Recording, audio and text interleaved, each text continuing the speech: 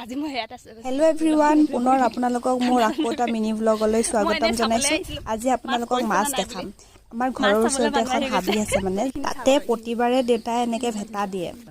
তো ভেটা দিলে মানে মাছটো এনেকে উঠে আৰু এনেকে আঠুৱা আৰু কাপোৰ দি পেলাই এনেকে দুলা দি পেলাই থৈ দিয়ে মাছটো যেতিয়া মানে পানীটো শুকাই যায় ন পানীটো যেতিয়া শুকাই যাওঁতে মানে মাছটো ওলাই যাব খুজুতে মানে এনেকে ভেটা দি মেলি